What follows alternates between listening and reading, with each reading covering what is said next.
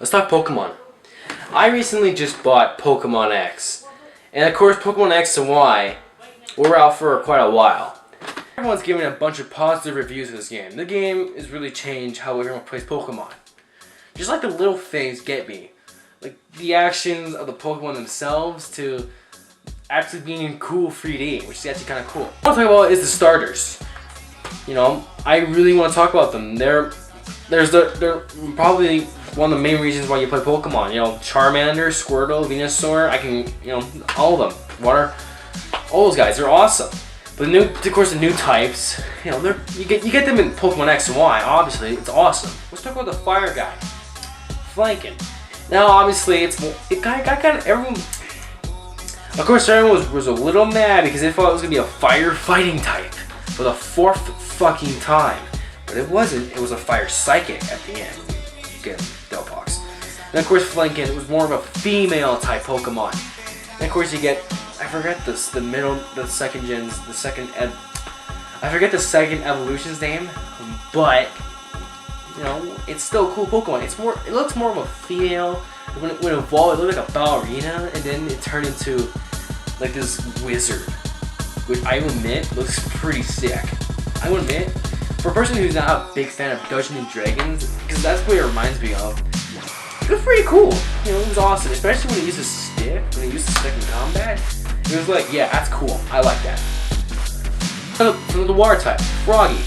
Froggy, believe it or not, the last evolution, Greninja, is the fastest starter Pokemon out there.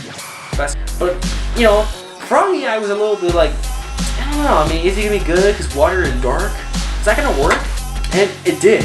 Even though dark is not exactly the most powerful type out there, it's still a pretty good type. And water, of course, water isn't exactly the weakest type out there either.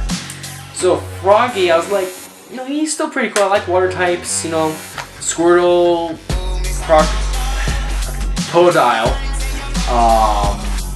Mudkip, I can go all day. Oh, you know the types. You play Pokemon if you watch this video. And of course, you get to the grass type, Chespin. Now, when I first saw Chespin, I thought, no, this guy's gonna be the most popular Pokemon out there. And then it evolved to Quildillion, whatever his name is. Have you seen the guy? Oh my god, he looks like a fucking retard. He's that friend you don't hang out at school. He looks, that's right, I bet, yeah, imagine what he talks like. As a matter of fact, just imagine right now. Oh god, I'm Quildillion. I'm gonna hit them because he's like a fucking circle. You know? And then he evolves to like freaking Chesnaught. All of a sudden it's like, what the fuck happened to you? He's a fucking monster. He looks like a fucking badass.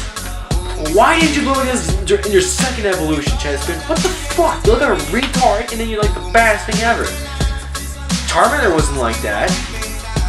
I mean, Squirtle wasn't like that. Neither was Bulbasaur. You know, neither was Torchic or Mudkip. Actually, you know what? Mudkip was kind of stupid. But it wasn't that stupid. Why does he look so retarded? I mean, he looks like someone from Pinocchio. No offense to the creators and the fans who like Quildillion, but I personally think he looks kind of ridiculous.